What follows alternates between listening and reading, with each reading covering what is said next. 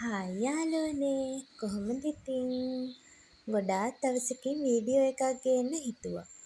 යන්ද මාත් එක්ක දියතලාවේ පුංචි රවුමක්. ඉතින් මේ දියතලාවේ රවුම යන්නේ සුමා වැඩ කරන තැන කට්ටියත් එක්ක. ඉතින් දියතලාවේ තමා අපි යන්න හිතාගෙන ඉන්නේ.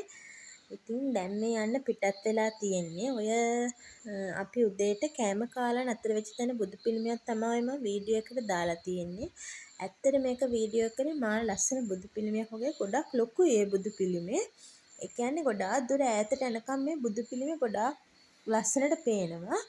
ඉතින් මේ අපි දියතලාවේ යන ගමන් ඉඳි තමා බලන්නකෝ මාර ලස්සනයි. ඒ කියන්නේ පාන්දර තමා පිටත් උනේ. සාමාන්‍යයෙන් ඔය දැන් පේන ටයිම් එක 10 විතර වගේ වෙන්න ඇති.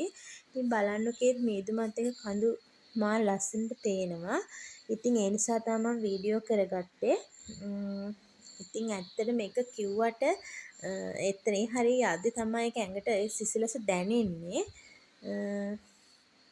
ඉතින් ඇත්තටම දැන් අපි හොටෙල් එකට ගොඩක් ලං වෙලා ඉන්නේ. ඉතින් බලන්නකෝ ඒ පරිසරයේ ලස්සන. ඇත්තටම අපි අපේ ලංකාව කොච්චර ලස්සනද කියලා හිතනවා. අපිට පැය ගාණකින් පරිසරයේ ස්වභාව ධර්මීය උෂ්ණත්වය හැමදේම වෙනස් වෙන්න අපිට පැය ගාණකින් එන්න පුළුවන්. ඊට පස්සේ අපි මහමෙවුනාවේ අසපුවට ගියා. හොටෙල් එකට ගිහිල්ලා අපි ඊට පස්සේ ගෙනාපු දේවලුත් තියලා කරලා රූම් එකේ අපි මහමෙවුනාව අසපුවට ආවා.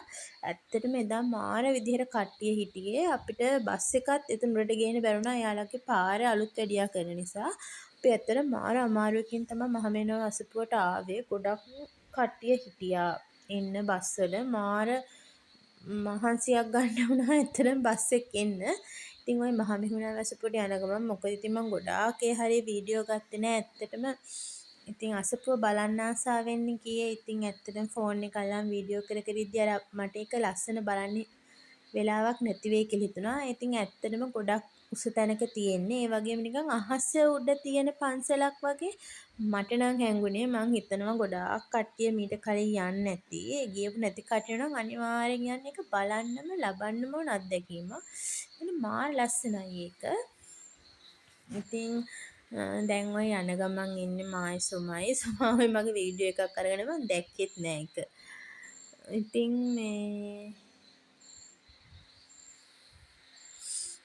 ඔය සුමයි මම ඊට පස්සේ අපි ගිහිල්ලා වැඳගෙන කරගෙන ඉවරලා අපි දෙන්නා ඉක්මනට පල්ලෙහාට ආයේ බැස්සා. මොකද එන්දිත් අපිට එන්න අමාරු වුණා බස්. ඒ කියන්නේ බස් එකේ එන්න බැරි හින්දා එයාලගේ බස් වල තමයි අපි ආවේ උඩට. ඉතින් මාර සෙනගක් හිටියා බස් වල එන්න. අපි දෙන්නා ඉක්මනට වැඳගෙන කරගෙන පල්ලෙහාට ආවේ යන්න ආයේ අපිට ගොඩක් වෙලා ඉන්න වෙයි කියලා හිතුව නිසා. නිසා පල්ලෙහාට ඇවිලත් ආයේ අසපුව වීඩියෝ එකක් ගත්තා මාර ලස්සනයි. ඊට පස්සේ අපි දැන් ඔතන බස් එක එනකන් එතන ටිකක් වෙලා ඉඳි රෑ වුණා. ඉතින් රෑ වෙලා බලන්නකො ලස්සන මාර ලස්සනයි ඈතට පේන්නේ ආස හිතෙනව නේද? ඉතින් ඒක තමන් ගිහලා නැති කට්ටිය නම් අනිවාර්යෙන් යන්න ඕනේ. මං නම් හිතනවා. ඊට පස්සේ ඔය තමා දියතලාවේ වෙනස හොටෙල් එක තාම මතක විදිහට මට ඇත්තට නම් මතක නැහැ. ඒ කියන්නේ ට්‍රිප් එක ගොඩක් ගියේ ෆැමිලිස් ගියේ. ඉතින් කපල් එක්කද ගියේ මායි සුමයි විතරයි. ඉතින් අපි දෙන කබාන එක තමයි හිටියේ. ඔය අපි දෙන්නගේ රූම් එක. ඇත්තටම රූම් එක ඇතුළ නම් පෙන්නන්නේ නැහැ. මොකද රූම් එක ඒ කියන්නේ හවස ඇවිල්ලා ඉක්මනට මහමෙවුනාව අසපුවට ගිහිල්ලා ඉතින් ඇවිල්ලා ගොඩාක් හැඩි වෙලා තියෙන නිසා මම ඇතුළ නම් පෙන්නන්නේ නැහැ. මම ඉතින් ඇත්තට මෙමරියක් මතක හිටින විදිහට තමයි වීඩියෝ ගත්තේ. ඊට පස්සේ අපි පහුවදා උදේ කාලා කරලා ඊට පස්සේ අපි රැඩිසන් බංගලෝ එකට ආවා. මමයි සුමයි ඒ කියන්නේ ගියපු කට්ටියයි ඔක්කොම ආවා. ඉතින් ඒකත් මං හිතනවා ගොඩක් කට්ටිය ගිහිල්ලා ඇති කියලා. මං නම් ඇත්තටම පළවෙනි පාර තමයි ගියේ. මම යන්න ආසාවෙන් හිටියේ. එහෙනම් මං ඉතින් ගොඩාක් සතුටු වුණා. ඉතින් එතනත් මම වීඩියෝ ටිකක් ගත්තා. ඇත්තටම මම මේ වීඩියෝ කරන්නේ ගොඩාක්ම මට මතක හිටින්න. මොකද අපිට කවදා හරි දවසක මේවා වීඩියෝ බලන්න පුළුවන්. ඒ නිසා තමයි මම ඇත්තට මේ වගේ වීඩියෝ කරලා මතක හිටින්න දාගන්නේ. එතකොට ඉතින් ඒක අපිට නැවත නැවත දකිද්දී ආස හිතෙනවනේ. ඊට පස්සේ ඇත්තටම දැන් අපි හොටෙල් එකෙන් ආයේ පහුවදා 4 විතර වෙද්දි පිටත් වුණා ආපහු ගම්පහ එන්න. ඉතින් දැන් අපි මෙහා යන ගමන් ඉන්නේ. ඉතින් යාළුවනේ ආයෙ මම වීඩියෝ එකක් අරන් එන්නම්. ගිහින් එන්නම්. බයි බයි.